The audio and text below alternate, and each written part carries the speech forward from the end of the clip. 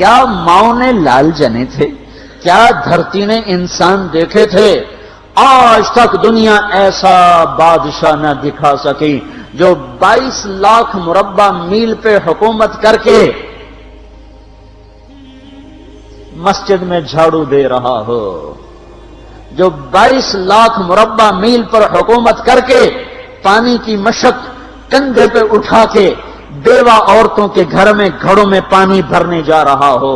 امیر المومنین کہاں جا رہے ہو؟ فلاں اماں کے گھڑے میں پانی بھرنے جا رہا ہوں، فلاں کے گھر میں پانی بھرنے جا رہا ہوں۔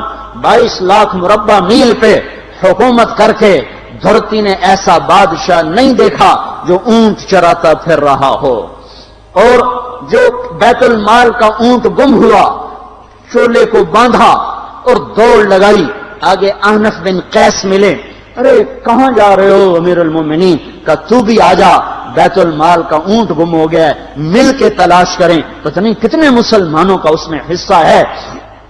دھرتی ایسا بادشاہ نہ دکھا سکے گی، نہ دکھا سکے گی، کوئی ایسا آیا ہی نہیں ہے کہ جو اتنی بڑی سلطنت کا مالک ہو اور کیکر کے درخت کے نیچے بغیر پیروں کے سو رہا ہو۔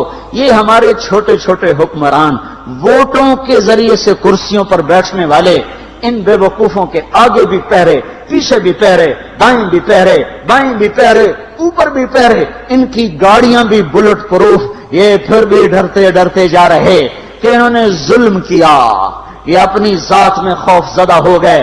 عمر نے اپنے نام کے ساتھ فاروق کا لقب آپ نے کہا عمر فرق بین الحق والباطل، عمر وہ عمر ہے جس نے حق اور باطل میں فرق کر کے دکھا دیا، اس لیے یہ فاروق ہے، اس نے حق اور باطل میں فرق کر کے دکھایا، یہ فاروق ہے۔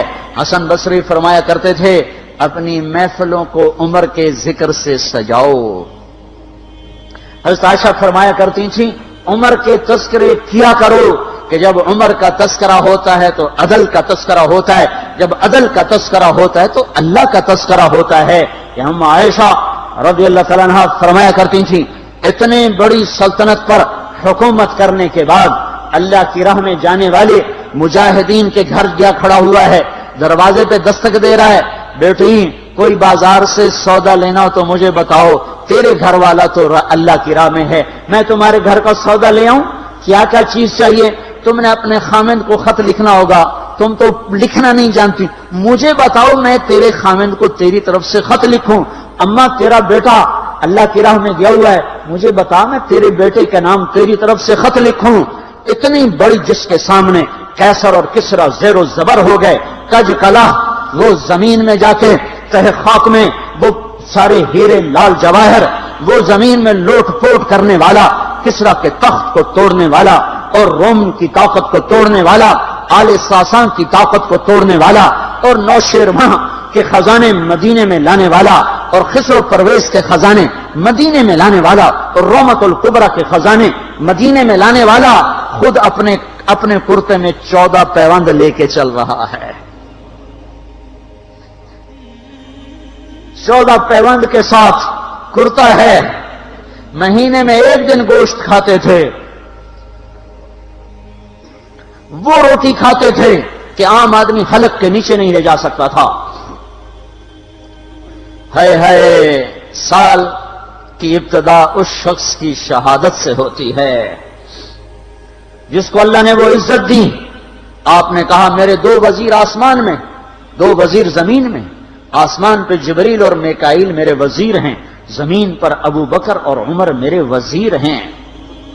آپ فرمایا کرتے تھے ابو بکر اور عمر اگر کسی بات پہ جمع ہو جائیں تو میں ان کے مشورے کے خلاف کبھی نہ کروں گا۔ ابو بکر تیری مثال ابراہیم کی ہے، عمر تیری مثال نوح علیہ السلام کی ہے، ابو بکر تیری مثال عیسیٰ علیہ السلام کی ہے، عمر تیری مثال موسیٰ علیہ السلام کی ہے۔ آپ مسجد میں آئے، آپ کے دائیں طرف ابو بکر تھے، بائیں طرف عمر تھے، آپ اندر آئے اور کہا دیکھو اسی طرح قیامت کے دن ہم اٹھیں گے کہ میرے دائیں طرف ابو بکر ہوگا، میرے بائیں طرف عمر ہوگا اور ہم ہاتھوں میں ہاتھ دیے ہوئے اٹھائے جائیں گے۔ اور ایک حدیث میں آتا ہے اور میرے قدموں سے بلال کو اٹھایا جائے گا جو نکلتے ہی اذان دے گا، جس کے اسلام لانے نے اسلام کو اونچا کیا، جس کے اسلام لانے نے باطل کو پست کیا، جن راہوں سے عمر گزر جائے شیطان وہ راہیں چھوڑ دیتا تھا۔ عرفات کا میدان تھا، 1.25 لاکھ مقدس ہستیاں سامنے ہیں۔ میرے نبی نے فرمایا اس وقت میرا اللہ میرے سب صحابہ پہ فخر کر رہا ہے اور عمر بن خطاب پہ خاص طور پہ فخر کر رہا ہے، خاص طور پہ فخر ہو رہا ہے، عمر بن خطاب پہ خاص طور پہ فخر ہو رہا ہے۔ میرے بعد کوئی نبی ہوتا عمر ہوتا۔ عمر، میں نے رات جنت میں محل دیکھا، ایک اینٹ موتی کی، ایک یاقوت کی، ایک زمرد کی۔ میں نے پوچھا یہ کس کا ہے؟ کہا گیا ایک قریشی کا ہے۔ میں کہا میں قریشی ہوں، اتنا خوبصورت محل ہے، میرا ہی ہوگا۔ جب جانے لگا تو فرشتے نے کہا یہ آپ کے غلام عمر بن خطاب کا ہے۔ وہ کیا مبارک لوگ ہیں کہ جنہیں نبی کے گھر میں قبر نصیب ہو، ایک طرف ایک ساتھی، ایک طرف دوسرا ساتھی، جن کو نبی کے دو پہلوؤں میں جگہ ملی ہو۔ وہ کیسی عظیم ہستیاں، اتنی بڑی سلطنت کا مالک اور اتنے بڑے عدل کی نشانی بن کر مدینے میں مسجد میں بیٹھے رو رہے ہیں۔ امیر المومنین کیوں رو رہے ہو؟ کہا دجلہ کے کنارے کتا بھی پیاسا مر گیا تو پوچھ تو عمر کی ہوگی، فرات کے کنارے کتا بھی پیاسا مر گیا تو پوچھ تو عمر کی ہوگی۔ راتوں کو پہرے دیے جا رہے ہیں، راتوں کو خبرگیری کی جا رہی ہے۔ مدینے کے باہر ایک خیمہ ملتا ہے، چند بچے ملتے ہیں جو رو رہے ہیں۔ ایک عورت ہانڈی چڑھا کے ڈوئی پھیر رہی ہے۔ پوچھتے ہیں بہن یہ بچے کیوں رو رہے ہیں؟ کہ یہ بھوک سے رو رہے ہیں۔ ہانڈی میں کیا ہے؟ پانی، کچھ بھی نہیں۔ کیوں چڑھایا ہوا ہے؟ بہلانے کے لیے، سو جائیں گے روتے روتے۔ میرا اور عمر کا اللہ کے ہاں فیصلہ ہوگا۔ تو عمر کی ہچکیاں بن گئیں کہ عمر کو بہن تیرے حال کی کیا خبر؟ کہ پھر ہمارا بادشاہ کیوں بنا ہے؟ اگر ہمارے حال کی خبر نہیں لیتا تو ہمارا خلیفہ کیوں بنا ہے؟ پر لگ گئے، بیت المال سے سامان نکالا، بوری بھری، سر پہ اٹھائی، کمر پہ اٹھائی۔ غلام اسلم نے کہا میں اٹھاؤں؟ کہ قیامت کے دن بھی میرا وزن تو اٹھائے گا۔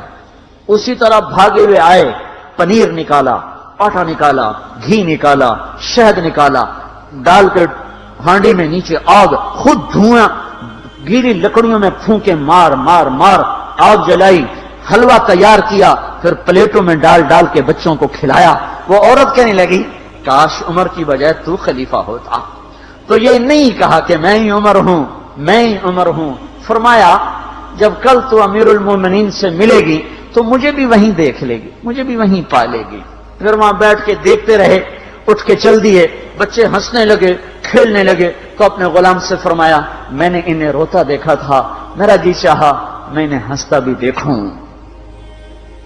22 لاکھ مربع میل پہ اسلام پھیلا کر حکومت اس سے بھی بڑے علاقے میں لوگوں نے کی۔ چنگیز نے اس سے زیادہ فتوحات کی، محمود غزنوی نے اس سے زیادہ کی، سکندر تیمور نے اس سے زیادہ کی۔ پر فتوحات کر کے یوں خدمت کر رہا ہو، پانی بھر رہا ہو، اونٹ چرا رہا ہو، امامت کرا رہا ہو، 14 پیوند لگے کپڑوں کے ساتھ خلافت کے تخت پر بیٹھا ہوا ہو، یہ دھرتی میں پھر کوئی نہیں آئے گا۔ ہے نماز میں خنجر لگا، نماز پڑھاتے ہوئے 27 ذوالحج، 27، 28، 29 یکم کو انتقال ہوا۔ یکم محرم موت کے آثار گہرے نظر آئے۔ بیٹے کو بلایا کہ بیٹا جاؤ اما عائشہ سے پوچھ کے آؤ کہ عمر اپنے ساتھیوں کے ساتھ دفن ہونے کی اجازت چاہتا ہے۔ امیر المومنین کے لقب سے بات نہ کرنا، عمر کہنا، عمر اب میں امیر المومنین نہیں رہا۔ جب وہ پوچھنے گئے تو حضرت عائشہ رو رہی تھیں۔ انہوں نے عرض کیا اما جان میرا باپ اپنے ساتھیوں کا پڑوس چاہتا ہے۔ انہوں نے فرمایا یہ جگہ تو میں نے اپنے لیے رکھی تھی، لیکن اگر عمر چاہتے ہیں تو ان کو مجھ پر فضیلت ہے، میں ان کے لیے دستبردار ہوں۔ انہوں نے واپس آ کر خوشخبری سنائی، مبارک ہو اجازت مل گئی۔ کہ نہیں شاید میرے شرم میں اجازت دی ہو، جب مر جاؤں تو مجھے دوبارہ دروازے کے سامنے رکھ کر پھر جا کے پوچھنا، اس وقت اجازت ملے تو پھر لے جانا، ورنہ مجھے بقیع کی طرف لوٹا دینا۔ اتنے میں حضرت علی آئے، پریشان دیکھا، عمر کیوں موت سے ڈر گئے؟ کہ نہیں، موت کے بعد کی گھاٹی سے ڈر رہا ہوں۔ کہ ڈرو نہیں، میرے ان کانوں نے سنا ہے اور اتنی دفعہ سنا ہے کہ میں گن نہیں سکتا کہ اللہ کے نبی فرمایا کرتے تھے ابو بکر اور عمر جنت کے بڑی عمر کے لوگوں کے سردار ہیں۔ آپ نے فرمایا تو اس بات کی گواہی دے گا؟ کہ میں بھی دوں گا، میرا بیٹا حسن بھی دے گا۔ امام حسن بھی ساتھ تھے۔ کہ میں بھی دوں گا، میرا بیٹا حسن بھی گواہی دے گا۔ پھر بھی ہے جو جنت کی بشارتیں لیے ہوئے ہیں، 10 مبشرہ، ابو بکر جنتی، عمر جنتی، عثمان جنتی، علی جنتی، طلحہ جنتی، زبیر جنتی، ابو عبد الرحمن بن عوف جنتی، ابو عبیدہ بن جراح جنتی، سعید بن زید جنتی۔ آپ نے نام لے کر گنے، نام لے کر گن کر کہا، سنو ابو بکر جنتی ہے، عمر جنتی ہے، عثمان جنتی ہے، علی جنتی ہے، طلحہ جنتی ہے، زبیر جنتی ہے، سعد بن ابی وقاص جنتی ہے، عبد الرحمن بن عوف جنتی ہے، ابو عبیدہ بن جراح جنتی ہے، سعید بن زید جنتی ہے۔ میں ان سے راضی ہوں، لوگوں ان کا حق پہچانو، میں ان سے راضی ہوں، میں ان سے راضی ہوں۔ پھر آپ نے فرمایا اگر تم نے ان کے بارے میں کسی ایک کے بارے میں بھی دل میں بغض لے کر مر گئے، اور تم نے اتنی بندگی کی تھی کہ سوکھ کے کانٹا ہو گئے تھے، روزے اتنے رکھے تھے کہ پیٹ کمر کو لگ گیا تھا، سجدے اتنے کیے تھے کہ تمہارے ماتھے اور گھٹنوں پر پتھروں جیسے نشان پڑ گئے تھے، اتنا کچھ کر کے ان 10 میں سے کسی ایک کا بغض لے کر اگر تم مر گئے تو اللہ تمہیں منہ کے بل جہنم میں گرا دے گا۔ لوگوں میں ان سے راضی ہوں، ان کا حق پہچانو، جن کو اللہ بھی رضا کے پروانے دے رہا ہو، جن کو اللہ کا رسول رضا کے پروانے دے رہا ہو، جن کو وزارت کا شرف مل چکا ہو، نبی کے پہلو میں قبر جن کی بننے کا اعلان ہو چکا ہو، وہ موت پر کیا کہہ رہا ہے؟ موت پہ کیا کہہ رہا ہے؟ اپنے بیٹے سے کہا میرا سر زمین پہ ڈال دے۔ ان کی گود میں سر تھا عبداللہ بن عمر، تو انہوں نے گود سے ہٹا کر پنڈلی پہ رکھ لیا، یہاں رکھ لیا۔ چلے گئے، کیا کہہ رہا ہوں سنتے نہیں ہو، زمین پہ ڈال دو۔ تو انہوں نے زمین پہ ڈالا تو اپنے چہرے کو مٹی میں رکھ دیا اور ایسے ملنے لگے اور کہنے لگے، اے میرے رب، اگر تو نے عمر کو معاف نہ کیا تو عمر ہلاک ہو جائے۔ ویل لک یا عمر ولامک ان لم یغفر لک ربک، عمر تیری ہلاکت ہے اگر تیرے رب نے تجھے معاف نہ کیا۔ یہ کہتے کہتے کہتے جان دے دی۔ 22 لاکھ مربع میل میں اسلام کو زندہ کرنے والا، این حالت نماز میں زخم کھا کے گرنے والا، مطلوب مصطفیٰ، وزیر مصطفیٰ، جنت کی خوشخبریاں لے کر پھر موت پر یوں کہہ رہا ہو، اے اللہ تو نے معاف نہ کیا تو میرا کیا بنے گا؟ کیا بے طلبی ہے۔ ان کے بیٹے خلافت کے اہل، ان کے بہنوئی سعید بن زید 10 مبشرہ میں سے دونوں کے نام کاٹ دیے، کہ یہ 6 ہیں جن سے اللہ کا رسول راضی تھا، جس کو چاہو خلیفہ بنا دو، جس کو چاہو حکومت دے دو، نہ میرے بیٹے کو ملے گی نہ سعید بن زید کو ملے گی۔ کسی نے کہا شوشہ چھوڑا، آپ کا بیٹا بھی تو بہت قابل ہے، اسی کو بنا دیں۔ تو اسے تو طلاق دینا نہیں آتا، حکومت کہاں سے چلائے گا؟ یہ ایک واقعہ کی طرف اشارہ کیا ہے، اس کے پیچھے ایک واقعہ ہے جس کو انہوں نے یاد کر کے فرمایا، وہ تو طلاق دینا نہیں جانتا، وہ حکومت کیا چلائے گا؟ حالانکہ بڑے صحابہ میں عبداللہ بن عمر کا مقام ہے۔ ہے جنازہ صہیب رومی نے پڑھایا، دروازے کے سامنے لا کے رکھ دیا گیا، سب لوگ جنازے کے ساتھ کھڑے ہو گئے، عبداللہ بن عمر اکیلے آگے گئے، دروازے پر دستک دی تو اما جان میرا باپ عمر بن خطاب دروازے پہ حاضر ہو چکا ہے، اندر آنے کی اجازت چاہتا ہے۔ تو عائشہ رضی اللہ تعالیٰ نے اپنی چادر کو اٹھایا اور روتے ہوئے باہر نکل گئیں۔ پھر لوگ اندر داخل ہوئے، قبر کھودی گئی، قبر کھودتے ہوئے عبداللہ بن عباس بھی قبر کے کھودنے میں شریک تھے، تو کہتے میرے کندھے پہ کسی نے ہاتھ رکھا، میں نے پیچھے مڑ کے دیکھا تو علی رضی اللہ تعالیٰ عنہ کھڑے رو رہے تھے اور فرما رہے تھے مجھے پتا تھا تو یہیں آئے گا، یہاں تیرے سوا کوئی نہیں آ سکتا، کہ میں نے ایک دفعہ نہیں کتنی دفعہ میں نے اللہ کے نبی سے یہ بات کا تکرار سنا، میں ابو بکر اور عمر، اس کا اتنا تکرار سنا ہے میں نے کہ مجھے یقین تھا یہیں آئے گا، تو اور کہیں نہیں جا سکتا۔ میرے بھائیوں، غفلت سے باہر آ جائیں، یہ دھوکے کا گھر، یہ مچھر کا پر، یہ مکڑی کا جالا، یہ دنیا کہیں ہمیں ہلاک نہ کر دے۔